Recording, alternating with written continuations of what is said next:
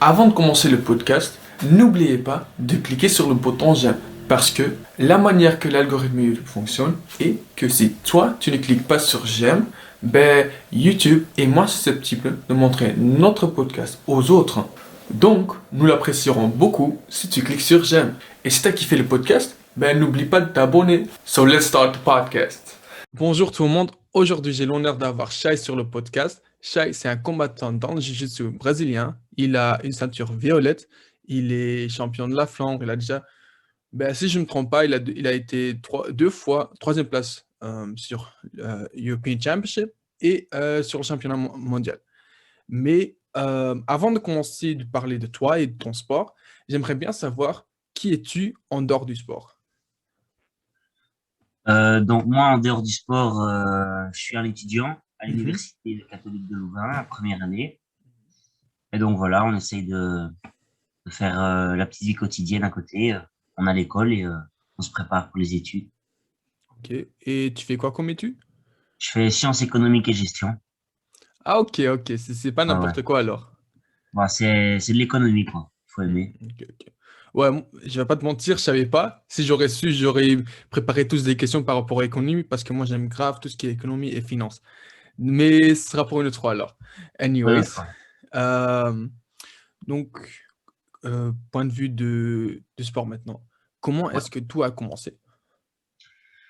Ça commence il y a 4 ans et demi, plus ou moins. Mhm, J'avais 14 ans. Et je voulais faire de la lutte parce que j'aimais bien les sports de contact rapproché, vraiment. mhm, Donc frapper, ça m'intéressait pas trop. Donc j'ai essayé un peu de rugby, mais c'était pas pour moi. Je cherchais vraiment quelque chose d'encore plus rapproché, on va dire. Du coup, j'ai cherché un club de lutte et on avait trouvé qu'à Bruxelles. mhm, Du coup, mes parents ont dit que c'était un peu loin. Et du coup, j'ai essayé le jiu-jitsu brésilien à Wavre, au Fight Off Training mhm. Center, là, dans le zoning. Et au début, c'était pendant la première année, une fois par semaine. J'essayais, j'aimais vraiment bien, mais c'était un hobby, on va dire. Mhm. Et puis vers la fin de ma blanche, j'ai vraiment commencé à essayer de m'entraîner quasi tous les jours. Et depuis que je suis bleu, là, c'est depuis 2 ans et demi bientôt. Mhm. Là, c'était tous les jours, quoi. Ça s'arrête plus. Ok, Avec les compétitions, on reste motivé. ok, parce que j'en rappelle, Sulaiman, il m'avait dit que ben, elle te connaît déjà d'avant, tu vois. Et Ouais, ouais. il m'avait dit de tout un coup, ben, t'as avancé de ouf, tu vois. Et j'aimerais bien savoir, selon toi, quels ont été les points clés de ton avancement dans le sport? Ça a vraiment été la compétition. Mhm, En blanche, j'ai fait 3 compétitions et j'ai perdu à chaque fois, mhm, les trois. Je gérais pas bien mon stress. Je pensais que je me préparais bien, mais par rapport à maintenant, je vois que le travail était mhm, loin d'être suffisant. Et puis j'ai eu un déclic. Comme ça, j'ai fait une compétition, c'était l'Helios à Gand là. mhm, Et là, j'ai fait deuxième. Et puis je me suis dit que je voulais gagner quoi. mhm, Ça m'a vraiment fait une bonne sensation. Et depuis, j'ai fait plusieurs plaques 2 fois, deuxième.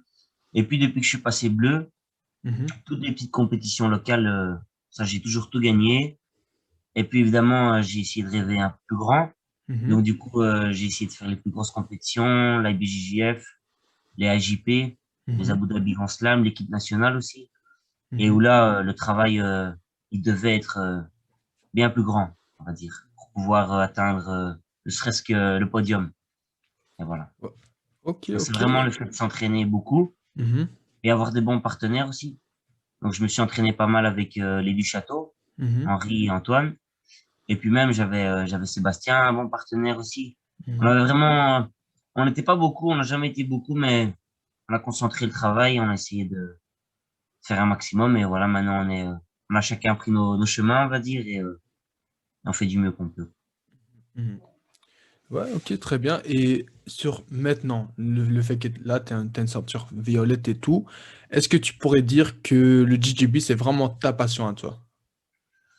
Alors, j'ai envie de dire plus qu'une passion. C'est vraiment, des fois même, voilà, même quand j'ai pas envie d'aller, j'y vais et j'ai même plus envie de retourner à la maison. J'ai envie de continuer parce que c'est quelque chose qui me fait du bien. Ça fait partie de mon équilibre et Mhm. j'ai vraiment besoin de ça. Donc Ok, c'est ok. vraiment, ouais, ouais. Parce que là, tu as des deux choses qui m'intéressent beaucoup. La première chose, ben, c'est bah, des fois, on a tous la flemme d'y aller, tu vois. On n'a pas envie d'aller à l'entraînement et tout. Et la deuxième chose, c'est par rapport à ta passion. Donc, avant de poser la première question, je vais poser la deuxième truc par rapport à ta passion. Donc, en fait, j'avais une question et je vais le poser avec un exemple. Donc, imagine, il y a ton petit frère ou un pote à toi qui vient vers toi et te dit, ben voilà, frérot, j'aimerais bien trouver ma passion, mais j'ai aucune idée par où commencer. Et ben, il vient chez toi parce que toi, tu as une passion et il veut une solution. Comment est-ce que toi, tu l'expliqueras de trouver sa passion? Bah, ça dépend à quel âge. Si c'est un petit Mhm. frère qui a 5 ans ou 10 ans, je dirais d'essayer un maximum de choses Mhm. et de voir après dans quoi il est bon Mhm. pour pouvoir avancer plus vite et ce qu'il aime surtout, parce que Mhm. c'est le travail qui paye, on va dire, pas que le talent. Donc voilà, et après, faut se connaître un petit peu et puis sentir essayer. Commencer à essayer. Mhm. Essayer, mais persister dans les choses. Ça veut dire pas faire un petit peu parce que quand on essaye quelque chose de nouveau, c'est forcément, c'est pas facile. Mhm. Donc, on abandonne vite et au final, peut-être que c'est ce qu'on aimait vraiment. Moi, je me souviens, à mes débuts au Jiu-Jitsu, j'avais du mal, je fais encore maintenant, mais c'est avec Wim de Putter. Et Mhm. c'est pas toujours facile avec lui parce que c'est fort compliqué. Il a Mhm. un aspect très dans la compréhension des choses. Donc, il faut avoir la patience. Mais bon, une fois qu'on a compris, bah, le niveau, il est déjà bien meilleur. Et donc, Mhm. c'est pas facile, il faut accrocher. Si on sent qu'on aime bien, il faut continuer et voir. Ça n'est jamais perdu, je pense. Donc, si j'ai bien compris, tu lui dirais, ben, essaye et n'abandonne pas, quoi. Ça va être Ouais. difficile au début, mais persiste. Continue d'y aller. Et tu sais jamais, peut-être que tu vas commencer à l'aimer et tu dirais, continue à juste essaye et continue d'aller. C'est ça? Si on sent qu'on aime un petit peu, il faut vraiment s'intéresser plus à la chose Mhm. et on apprend aussi à apprécier les choses. Ouais, C'est pas c'est vrai. toujours. Donc voilà, Ok, ok. essayer de faire. Et maintenant, la deuxième chose, Avec la flemme. ouais, la flemme. Comment est-ce Ouais. que toi, tu le gères et comment tu te motives de quand même aller à la salle? C'est, c'est pas vraiment de la flemme d'aller au jiu-jitsu, c'est la flemme de faire quelque chose. On Mhm, préfère rester dans le lit ou regarder la télé ou faire autre chose, tout simplement. Mais il faut se dire que, enfin, moi, c'est ce que je me dis. Je me dis que je dois le faire. Ça fait partie de ma journée. mhm, Que j'ai envie ou pas, je vais quand même y aller. mhm, Je me souviens, j'ai cassé mon bras il y a 1 an et demi. Je me suis cassé l'avant-bras. J'avais mon plâtre et j'allais quand même à l'entraînement le soir, même si je restais assis sur le côté. Juste le fait de garder un rythme et de se dire que c'est pas parce que bah, on est blessé ou qu'on n'a pas envie, qu'on peut pas le faire, peu importe. Il faut vraiment essayer de rester actif et mhm, de faire quelque chose. Et moi, ce que je veux faire, c'est le jiu-jitsu, donc essayer de rester actif dedans, quoi. On y va et si on rentre avec le sourire, tant mieux. Si on rentre encore plus démotivé, bah, on peut prendre un petit week-end peut-être, mais pour moi, ça doit être mérité. Il faut mhm, vraiment sentir que on en a besoin et pas qu'on en a envie. mhm. Voilà. Ok, une bonne mindset, j'aime bien, tiens. Et déjà, des bases, j'aime bien le mindset chez les combattants, tu vois. Et j'aimerais bien savoir, selon toi, quelle est une bonne mindset que un combattant devrait avoir? Un combattant en compétition, tu veux dire, ou Oui, oui. sur le tatami. Ouais, ouais, les deux, en fait. Ça dépend à quel aspect, mais je pense que le mieux, ce serait toujours d'essayer d'évoluer, Mhm, toujours être meilleur que ce qu'on était, on va dire, la veille. Comme il y a un proverbe qui dit c'est meilleur d'1% chaque jour. Enfin, ou ça mhm. ressemble à ça, je sais plus trop. Ouais, c'est ça, Donc j'ai bien c'est capté. voilà, moi je pense qu'il faut toujours essayer de chercher. Il y a toujours quelque chose à travailler. Mhm, Voilà, moi je faisais beaucoup de single X, des clés de cheville par exemple, et puis bah, j'ai compris que il y avait tellement de choses à faire. mhm, Et donc du coup, il faut toujours développer. Il y a toujours quelque chose qu'on peut mieux faire, même quand on pense que c'est bon. Poser des questions, toujours essayer d'évoluer, évoluer, évoluer, et puis surtout se tester, je pense. C'est mhm. important d'essayer de faire régulièrement des compétitions, des grandes, des petites, pas avoir peur de se mettre dans sa zone d'inconfort. Mhm. Et voilà, toujours essayer de faire mieux, quoi. Donc, si je Allez, comprends bien, un combattant, bah, selon toi, une bonne mindset, c'est de vouloir mieux, de toujours chercher à s'améliorer et de se tester, quoi. voilà. Être un peu, on va dire, insatisfait du Mhm. résultat, peu importe Mhm. lequel Mhm. c'est, mais toujours essayer de se dire, je peux faire plus. Mhm. En Mhm. profitant évidemment du processus Mhm. et en étant fier de ce qu'on peut accomplir, mais toujours en se disant, je peux faire plus. Ouais, j'aime bien ça. Il y a un proverbe, mais je vais le dire en anglais parce que je ne sais pas comment le dire en français. It goes as follows. Always grateful, but never satisfied. Et c'est en gros Exactement. ce que tu as expliqué, quoi. Donc, ouais, j'aime Voilà. bien. On Et est d'accord. là, c'est la mindset d'un fighter, mais spécifique et précis pour un combat. Comment est-ce que toi, tu te prépares mentalement pour un combat? En général, pour les tournois, j'essaie d'être confiant. Ça veut dire que si on n'est pas prêt mentalement, ça va sûrement pas aller ou il faut vraiment se dire, on est prêt à y aller, quoi. Même si, voilà, ça peut peut-être qu'on va peut-être pas gagner. Ça arrive souvent mais vraiment se dire, qu'on est prêt à donner le meilleur. Mhm, Et pour ça, ça passe moi, personnellement, ça passe surtout par l'entraînement. Si je m'entraîne une fois par semaine pendant un mois avant mon, avant mon tournoi, même si le niveau ne changera pas vraiment, le mental ne sera pas là. Donc, du coup, on va être dans de mauvaises conditions pour pouvoir vraiment se donner à fond. Mais au moment où on s'entraîne vraiment, j'ai pas envie de dire tous les jours ou 5 fois par jour ou une fois par semaine, ça c'est chacun qui doit sentir comment il se sent. Mais au moment où on estime que sa quantité de travail, elle est faite, la qualité aussi, on est prêt. Après, il y a toujours meilleur que soi, donc voilà, il y en a peut-être un qui va mettre plus de travail ou qui est meilleur, tout simplement. Donc mhm. il faut continuer à se donner le meilleur qu'on peut et voilà, y aller quoi, tout simplement. Et ben, tu as dit être confiant. Et est-ce que la confiance pour toi, est-ce que ça vient grâce au fait que tu t'entraînes ou c'est plutôt ben, tu te dis voilà, je vais gagner, je me suis préparé, etc. C'est plutôt les mots que tu te dis à toi-même ou c'est le fait que tu t'es entraîné? D'où vient cette confiance-là? C'est un peu un mélange de plusieurs choses. Mhm, D'abord par l'entraînement, quand on est, on va dire, satisfait de son entraînement, c'est en contradiction que je disais être toujours mhm, insatisfait, mais ça veut aussi dire ça, être satisfait, se dire qu'on a fait ce qu'on pouvait, mhm, se dire que, pas qu'on se dise, ah, lui, il a plus travaillé, lui, il s'est mieux entraîné que moi, il mérite peut-être mieux, plus de gagner que moi. mhm, Vraiment être satisfait de son entraînement, ça fait partie, se dire qu'on est prêt. Et mhm, puis aussi, ce que j'aime vraiment bien, j'ai déjà remarqué que ceux qui combattent à haut niveau ne font pas les petites compétitions. Moi, ce que je trouve vraiment bien dans les petites compétitions, peu importe le niveau, c'est que gagner, ça fait du bien. mhm, Avoir des bons combats, même si on n'est pas à 100%, ça donne confiance en soi, tout simplement. mhm. Au plus on gagne, au plus on a envie de gagner. Au plus on est riche, au plus on gagne de l'argent. C'est un peu comme ça. Donc, faire des compétitions, se donner confiance. Les victoires, voilà, on reste dans un bon mental.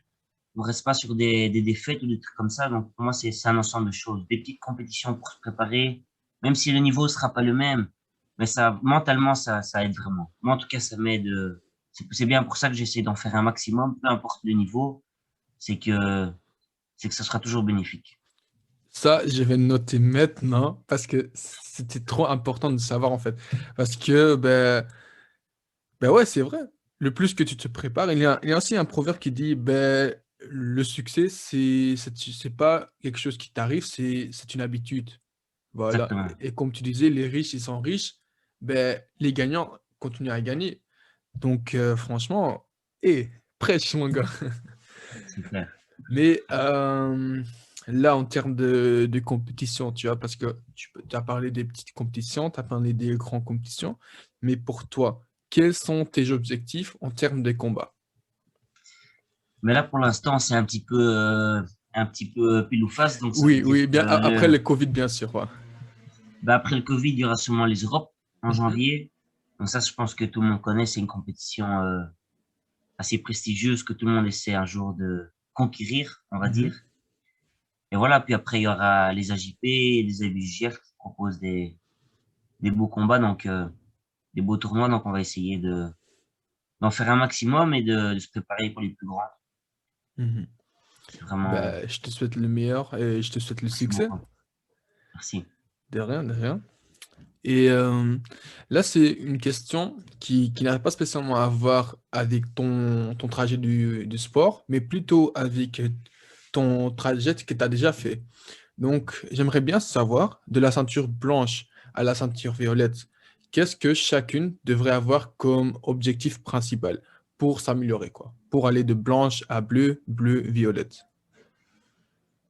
Hum, si on veut faire de la compétition, je dirais qu'il faut s'entraîner, Mhm, essayer de trouver rapidement son jeu, pas pour pouvoir ne faire que ça, mais pour avoir une base d'ouverture. Ça veut dire que on trouve un truc et après on peut s'ouvrir facilement à partir de ce truc-là.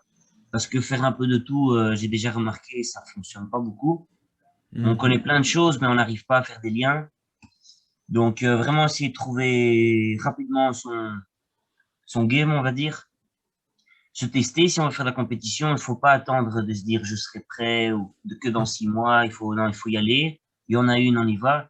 Une défaite, ça fait pas du bien, mais ça a des bénéfices quand même. Ça réveille, ça met des petites claques. Surtout si on se sentait préparé, ça veut dire qu'il y a un problème là-dedans ou qu'il faut recommencer. mhm, Donc voilà, il y a pas vraiment un nombre de techniques à connaître, je pense, ou un nombre de compétitions à faire. Quand on fait de la compétition, le but, c'est d'être le meilleur. Et une fois qu'on a tout gagné dans sa catégorie, c'est de passer chez les plus forts. Comme ça, on continue à se tester et on mhm. recommence le cycle. Le cycle, pour moi, la ceinture, il recommence à chaque fois. Ok. On gagne en blanche, on va en bleu. On perd en bleu, on gagne en bleu. On va en violette, on perd en violette, puis on gagne en violette. Mhm. Voilà. Après, il y en a qui font, chaque année, ils font des podiums dans une ceinture différente. Ça, voilà, c'est le travail, je pense. C'est ce qu'on espère tous. Mhm. Mais il n'y a pas de secret, il faut se donner à fond, quoi. Mhm. Donc, si j'ai bien compris, pour aller de blanche à bleu, bleu, violette, il faut faire des combats, il faut se donner à fond, il faut bosser, et donc il faut s'entraîner. Et en gros, il ne faut pas te focaliser sur toutes les différentes techniques, focalise-toi sur des techniques que tu aimes bien et ben, focalise-toi là-dessus pour t'améliorer comme ça. Et si tu perds un combat, il n'y a pas de souci, il y a juste un autre combat qui va venir dans 2 semaines. Juste, même si tu as perdu, il va quand même, tu vois. Je pense vraiment que prendre un maximum d'expérience, Mhm. c'est ce qu'il y a de mieux à faire. Bon, je suis encore loin de la ceinture noire, mais quand je vois les ceintures noires en général, c'est des gens qui ont combattu depuis, quand on voit les Brésiliens, c'est chaque semaine qu'ils ont des compétitions. Mhm. Voilà, c'est leur open mat, en fait. Nous, Mhm. on a le dimanche après-midi et eux, c'est compétition tous les dimanches. Ils ont vraiment un autre rythme et donc, enfin, eux ou les autres, hein, je dis comme exemple comme ça, mais Mhm. vraiment le fait faut se donner à fond, vraiment essayer d'aller chercher toutes les difficultés, prendre tout ce qu'on peut et s'entraîner, s'entraîner, s'entraîner, trouver son game et puis évidemment s'ouvrir, ça c'est vraiment important, mais à partir d'un jeu. Moi, c'est comme ça Mhm. que j'ai appris et c'est comme ça que j'ai l'impression d'avoir vite évolué. Après, si j'avais fait autrement, peut-être que je serais été plus rapide ou plus lentement. Mhm. Mais le fait d'avoir trouvé mon jeu rapidement, après m'ouvrir à partir de ce jeu-là, ça m'a permis vraiment d'avancer, de voir vraiment le fil conducteur dans mon jiu-jitsu, quoi. Ok, ok. Et ben toi, tu as déjà trouvé ton jeu. Mais imagine, tu connais pas ton jeu à toi. Et il y a une technique, par exemple, en fait, tu es chez Faito ou tu es chez Braza? Officiellement, je suis chez Braza. Ah, ok. Donc imagine, il y a Wim qui apprend une nouvelle technique et il te montre un Kimura. Tu l'as jamais appris, mais tu veux apprendre le Kimura, tu kiffes trop, tu dis waouh, c'est top. Comment est-ce que, comment est-ce que tu vas commencer à l'apprendre et le mettre dans ton jeu? Si on n'a pas de jeu ou si on a déjà un jeu. Non, j'aimerais bien savoir, parce que toi, tu as déjà un jeu, j'aimerais bien savoir si tu as déjà un jeu. Comment est-ce que toi, tu vas commencer à ajouter le Kimura? Si j'ai déjà un jeu, Mhm. Moi, je vais essayer de chercher à arriver dans la position de la Kimura en Mhm. question à partir de mon jeu. Mhm. Ça veut dire que, par exemple, je vais prendre un autre exemple avec les footlocks. On me demande souvent, mais comment tu fais pour prendre les footlocks? Mhm. Et alors que je joue en Delariva, par exemple, bah, Mhm. je prends la Delariva, je passe en footlock. Ça veut dire que je viens mettre mon genou en dessous de la jambe. Et Mhm. donc, c'est une transition, ça fait un lien et ça fonctionne comme ça et ça fonctionne bien. Je commence Mhm. pas directement dans la position du footlock. Pourtant, j'attaque les jambes souvent. Donc, une kimura, ça dépend de quelle position, mais si tu la prends, je sais pas de quelle position tu la prends. Disons, side control. Et ben voilà, si ta garde que tu aimes bien, je sais pas moi, c'est la demi-garde par exemple. Mhm. Pour arriver en side control, il faut sweeper. Mhm. Donc, si tu veux la faire de la demi-garde, il faut d'abord apprendre à sweeper, arriver en side control, il faut passer la garde et après, tu peux commencer à attaquer. Après, Mhm. si tu es déjà assez complet, faire du spécifique, c'est vraiment chouette aussi. On commence en side control, on apprend à attaquer la Kimbra, voir les autres possibilités. Et Mhm. puis, petit à petit, ça va venir. Il n'y a Mhm. pas de lien direct, c'est toujours des step Mhm. by step, comme on dit. Ok, Donc, donc si je comprends bien, si tu as déjà ton jeu, ben, prendre la trouver le moyen solution et trouve le moyen d'y pour, arriver. pour y arriver et de le combiner avec ton jeu. Parce que si la Voilà. soumission, tu n'arrives pas à le combiner avec ton jeu, ben, cherche un autre soumission. C'est ça? Voilà. Ok. Après, toute soumission est bonne et dans le sens où on choisit pas toujours la soumission qu'on veut prendre. Mhm. S'il y a un bras qui se tend, on va chercher le bras et voilà, on prend ce Mhm. qui vient aussi, on prend ce qui se crée. Et après, on peut pousser aussi à certaines soumissions, ça bien sûr. Mais voilà, si on travaille dans une position et qu'on a une soumission qui se fait, si tu es en close guard, tu vas pas attaquer les footlocks, c'est pas possible. Tu sais Mhm. pas en close guard, si le gars il reste sur ses genoux, tu sais pas prendre ses pieds. Mhm. Et si on te montre un footlock, et ben alors tu vas prendre une close guard. Tu vas peut-être essayer d'ouvrir ta close guard, comme ça la personne se lève. Et puis alors là, les jambes seront plus accessibles. Tu vois, il faut essayer de créer des liens et fusionner tout ça pour pouvoir y accéder, quoi. Mhm. Ok, ok. Et alors, prochaine question. Cherche, il y a ma liste juste ici. Attends, hein. Voilà. Donc, oui. Bon, voilà. Donc, bah, tu as déjà fait Abu Dhabi Slam, c'est ça? Ouais, à Londres, Abu Allons, Dhabi Grand voilà. Slam. Et tu as déjà fait IGF, championnat d'Europe. Mais quels ont été pour toi tes moments décisifs dans ta carrière? Ça peut être même une victoire en tant que blanche ou en tant que bleue, mais pour toi, quels étaient tes moments décisifs dans ta carrière? Le déclic, ça a été la troisième compétition en ceinture blanche. C'est à l'Hélios.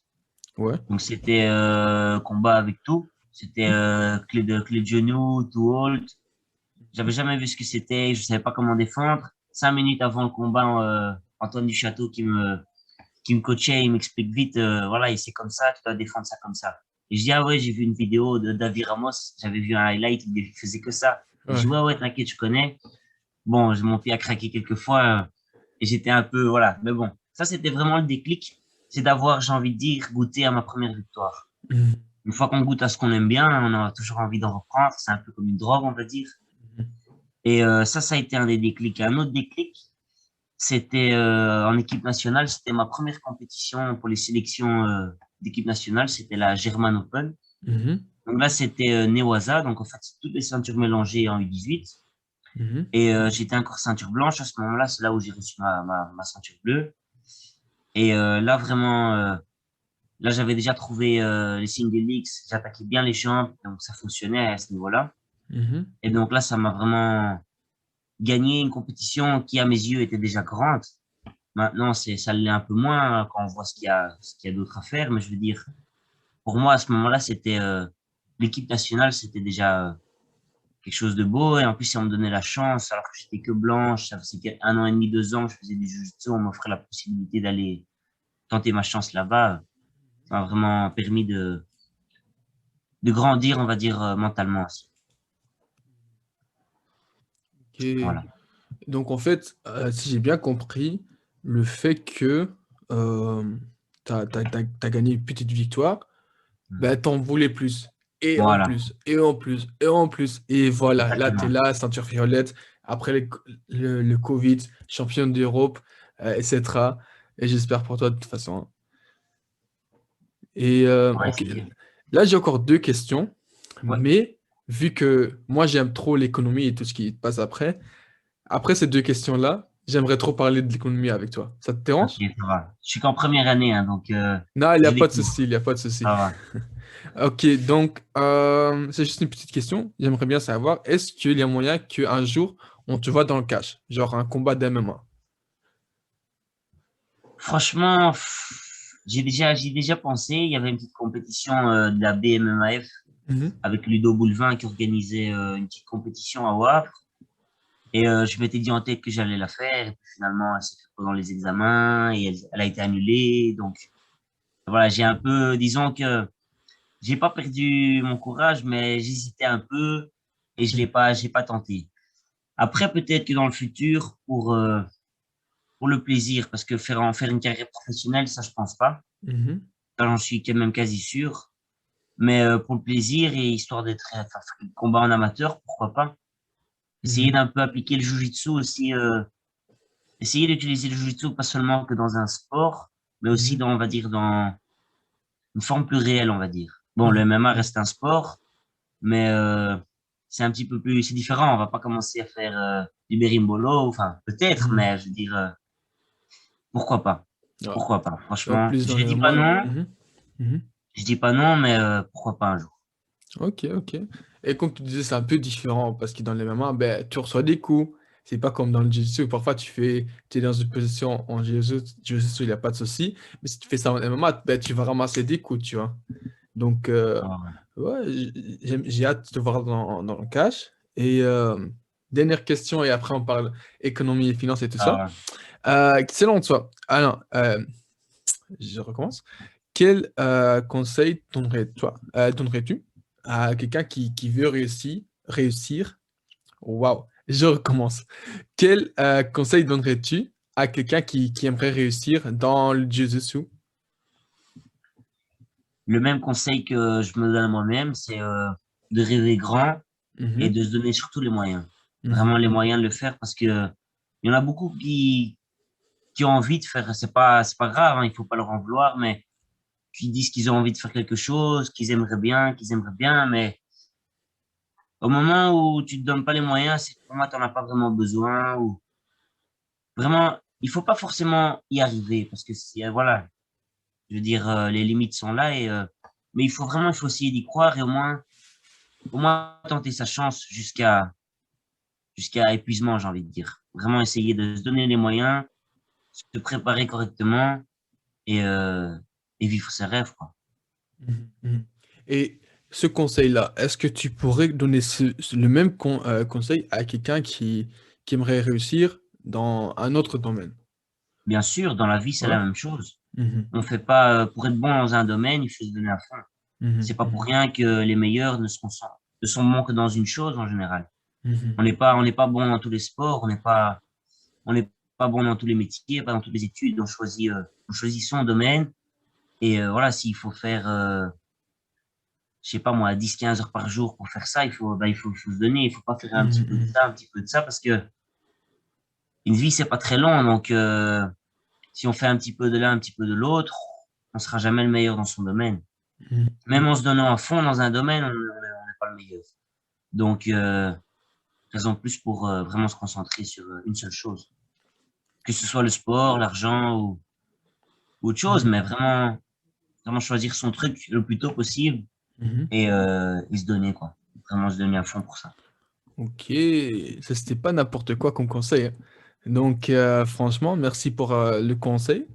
But now, let's start business. Donc, en fait, Allez. c'est quelque chose je suis beaucoup l'économie américaine. Donc, plutôt la bourse, mais aussi l'aspect politique. Qu'est-ce que le gouvernement est en train de faire pour améliorer la situation aux États-Unis? Et là, pour l'instant, en fait, il y a Biden qui aimerait bien, je vais le dire en anglais, le montant, 3 trillion dollars. Donc, 3 c'est milliards. 3, Milliards. 3, combien? T'as dit 3 milliards? trillion. Donc, Ah, ça fait 300 000, ça, je pense. 300 000 300 dollars. milliards, ouais, 300 000 Milliards de milliards, ouais, dollars. Ouais. ouais, voilà. Il aimerait bien mettre ça dans l'économie. Soit, est-ce que tu penses que c'est une bonne idée selon toi, ou tu dis, ah, il est fou, c'est mauvais pour l'économie américaine? Écoute, je suis pas trop les États-Unis et même l'actualité en général. Mhm, Mais donc, si je comprends bien la question et c'est répété après, donc il mhm, veut mettre un budget de 300 milliards de dollars, mhm. 300 000 milliards de dollars dans l'économie américaine. Exactement. Genre en mode, comment dire ça? Tu vois, quand t'as pas de boulot, ben, on te donne un truc, de Ouais, ouais. l'argent, ben, il veut donner ça aux gens, tu vois. Et il a augmenté par heure le minimum wage. Donc par heure, aux États-Unis, maintenant, le minimum wage est 15 dollars par heure. Donc Lorsqu'avant, si, c'était 12. Mhm. donc si je comprends bien, il veut améliorer la condition de vie du peuple alors. Oui, en augmentant le minimum wage et à la fois, il veut donner plus d'argent aux gens qui n'ont pas de boulot. Genre, donc, ils vont imprimer plus d'argent. Parce que là, ils doivent l'imprimer. Donc, leur dollar aura moins de valeur, en fait. Ouais, si je me trompe pas, quand on imprime des billets, ça fait moins de valeur. Donc, est-ce que Mhm. c'est une solution de court terme ou de long terme? Ça, c'est à voir. Si c'est de court terme et que ça n'a pas vraiment de répercussions, trop de répercussions plus tard, ça peut être une bonne solution si ça peut aider les gens, mais si c'est mauvais sur de long terme, c'est peut-être pas une bonne idée. Après, il faut voir les circonstances telles qu'elles sont et voir comment ça se passe là-bas. Ouais, ça, c'est vrai. Moi, Si ça peut aider les personnellement. gens, c'est une bonne Mhm. idée. Qu'est-ce que tu en penses, toi? Même sur le long terme, parce que ben là, les plus riches, tu vois, comme Elon Musk, par exemple, les entrepreneurs les plus riches, eux sont tous en train d'investir dans des choses comme Bitcoin ou l'or ou la crypto-monnaie ou juste dans la bourse, tu vois. Parce qu'ils savent, dès que Biden commence à imprimer cet argent, ben, la valeur de dollar va descendre et le prix de Bitcoin, le prix de l'or et le prix de la bourse va augmenter, tu vois. Pareil pour les Mhm, maisons, les prix des maisons, ça va augmenter, tu vois. Donc, moi, je dirais, le court terme, ça pourrait aider les gens, mais l'argent gratuit n'est pas gratuit parce que ça coûte d'argent, tu mhm, vois. Et leur valeur, ça descend, tu vois. Donc, est-ce que c'est une bonne chose? Ben, sur le long terme, je dirais non. Mais pour nous, les Européens, c'est très bien. Parce que dès qu'il fait ça, ben, ça diminue la si, valeur de... Ouais, ouais. exactement. Ça Donc, augmente notre si, valeur alors maintenant. exactement. Donc, si nous, on veut acheter quelque chose qui est en dollars, comme des choses de BJ Fanatics, ben pour nous, ce sera beaucoup moins cher, tu vois. Ouais, exactement. Il y avait même un moment donné, tellement que la valeur de dollar était bas, que tout est en truc, en solde en BJ Fanatics, juste parce que c'était en dollars, tu vois. Mhm, Donc, pour nous, c'était juste en réduction, tu vois. Et pour nous, les Européens, je dis c'est bien. Mais pour les Américains, long terme, point de vue, si tu es investisseur et entrepreneur, ben, c'est bien parce que tu pourrais investir, tu as de l'argent pour investir et tout ça, ça va être bien. Donc comme ça, tu peux stimuler un peu l'économie, mais la valeur du dollar va tellement descendre que les pauvres vont pas être capables de profiter de ces richesses que tu peux refaire, tu vois. Donc moi, personnellement, je dirais, je suis plutôt contre que pour. mhm. Si ça diminue la valeur du pays, c'est peut-être pas une bonne idée, hein. Mais bon, je pense qu'ils Ouais. ont sûrement quelque chose derrière la tête, sinon ils ne le feraient pas. Ouais, ça c'est vrai, ça c'est vrai. Et est-ce que tu suis aussi un peu la bourse ou pas? Pas grand-chose, je regarde un petit peu les crypto-monnaies pour le moment, je vois Mhm. que c'est quelque chose qui fait beaucoup de bruit, Mhm. mais c'est assez contradictoire. On voit que la valeur du Bitcoin, par exemple, augmente beaucoup. Mhm. C'est du 1000 à 2000 dollars par jour, si je ne me trompe pas. 10 000 Alors dollars que par jour. 1000 dollars, 1000 Ah, 1000 à 1000 2000 dollars. dollars Mhm. par jour, alors que dans les journaux, ils le déconseillent. Moi, je pense que, voilà, il faut, ceux qui ont envie de prendre des risques, il y Mhm. a moyen de beaucoup gagner, comme il y a moyen de beaucoup perdre. J'y suis pas encore actif, mais peut-être Mhm. qu'avec mes études, ça va me permettre de pouvoir mieux m'y connaître et Mhm. m'y intéresser un peu plus. Ah, c'est jamais, hein. Mais moi, pour l'instant, la raison pour laquelle je n'achète pas de crypto-monnaie, c'est parce qu'il y a tout le monde qui l'achète. Tout le monde est en train d'acheter. Et il y a Warren Buffett, l'investisseur le plus riche au monde, ben, il a dit, When everybody is greedy, you have to be fearful. And when everybody is fearful, you gotta be greedy. Donc, dès qu'il y a une crèche, c'est là où il faut acheter en fait. Parce que, comme je disais, Donc ça, il fallait faire il y a 10 ans. Il ouais, fallait acheter il y a 10 exactement. ans. Mais même il a 2 ans, tu vois, il a 2 ans ou 3 ans, Ah, Bitcoin a touché 20 000 $ et a crashé jusqu'à 8 000 $. C'est là-bas mhm. fallait acheter. Quand il y a des crashs, c'est là où qu'il faut acheter, tu vois. Parce que là, il y a tout le monde qui vend, qui vend, qui vend, et il n'y a pas assez d'acheteurs. Donc, économie, demande, offre, ben, il n'y a pas assez de Dommage, ouais. demandes, il n'y a pas assez d'offres pour. Non, il n'y a pas assez de demandes, mais il y a beaucoup d'offres. Ça veut dire que ça va être moins cher. Alors, tu peux Ah ouais. acheter, tu peux acheter, tu peux acheter. Et long terme, ben, si tu aurais acheté à 8 000 €, là, c'est 50 Maintenant, 000. Ouais, euh, voilà. Tu maintenant, tu vois. pars où tu veux là, avec ça. Ouais, ouais. Mhm. Si t'avais... Et même GameStop, par exemple. T'as entendu du GameStop? Ouais, j'ai entendu le truc. Un pote à moi l'a acheté à 30 €. Et. Donc, GameStop, c'était un truc de ouf. Ça, c'est pareil.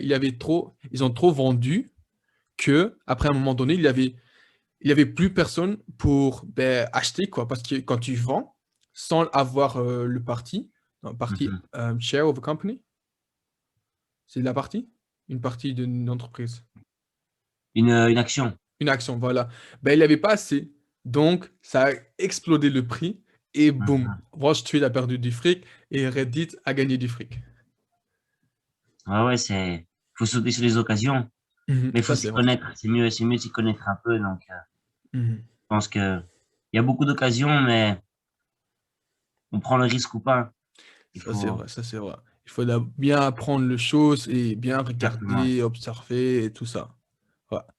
Donc, franchement, Shai, merci pour Avec aujourd'hui. plaisir. Merci d'avoir Merci à pris toi. le temps. Euh, Merci à toi. ben, j'espère qu'après le Covid, qu'on puisse s'entraîner ensemble. Avec Et plaisir. ben, du coup, vraiment merci. Et tu as encore quelque chose à dire? Quelqu'un qui aimerait bien remercier? Non, un grand merci à toi Mhm, pour cette occasion. mhm, C'est vraiment sympa qu'il y ait des gens des chaînes ou n'importe quoi qui croient en notre travail. mhm, Et voilà, ça fait vraiment plaisir mhm. et à bientôt, j'espère. Ouais, à bientôt. Allez, ciao, ciao.